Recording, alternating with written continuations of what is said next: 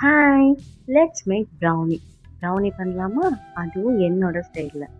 நான் சொன்ன மெத்தடில் பண்ணீங்கன்னா உங்கள் ப்ரௌனியோட டேஸ்ட் ரொம்பவே ரிச்சாக இருக்கும். அந்த ரிச்னஸ் காரணம் ஒரே ஒரு இன்க்ரீடியன்ட் தான்.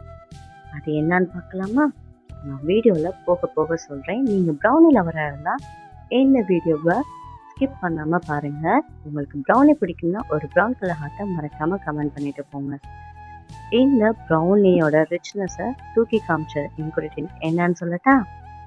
நான் டார்க் சாக்லேட்டில் பண்ணாமல் மில்க் சாக்லேட்டில் பண்ணியிருந்தேன். அதாவது முழுக்க முழுக்க மில்க் சாக்லேட்டில் மட்டும்தான் இந்த ப்ரௌனி பண்ணியிருந்தேன்.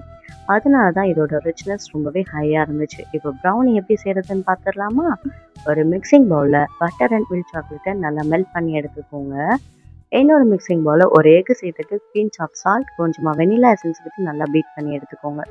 அந்த பீட் பண்ண முட்டை கூட பவுடர் பண்ண ஒயிட் சுகரும் நாட்டு சர்க்கரையும் சேர்த்து சுகர் மெல்ட் ஆகிற அளவுக்கு நல்லா பீட் பண்ணிக்கோங்க.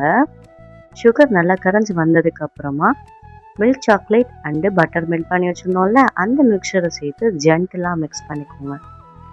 அது நல்லா மிக்ஸ் ஆகி வந்ததுக்கு அப்புறமா பேட்ச் பை பேட்சாக கோகோ பவுடர் அண்ட் மைதாவை சேர்த்து கட் அண்ட் ஃபோல்ட் மெத்தடில் பீட் பண்ணி எடுத்திங்கன்னா ப்ரௌனி பேட்டர் ரெடி. ப்ரௌனி பேட்டரை பார்த்தாலே நமக்கு ப்ரௌனி எப்படி வரப்போகுதுன்னு தெரிஞ்சிடும்.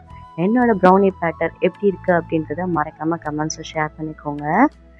ஆல்ரெடி நான் டின்னில் பட்டர் ஷீட்லாம் போட்டு வச்சுட்டேன். என்கிட்ட ரவுண்ட் டின் தான் இருந்துச்சு, அதனால நான் ரவுண்ட் டின்லேயே யூஸ் பண்ணியிருக்கேன். நீங்கள் ஸ்கொயர் டின்னில் கூட யூஸ் பண்ணிக்கலாம். 180 டிகிரி செல்சியஸ்க்கு 10 மினிட்ஸ் ப்ரீ ஹீட் பண்ணிவிட்டேன்.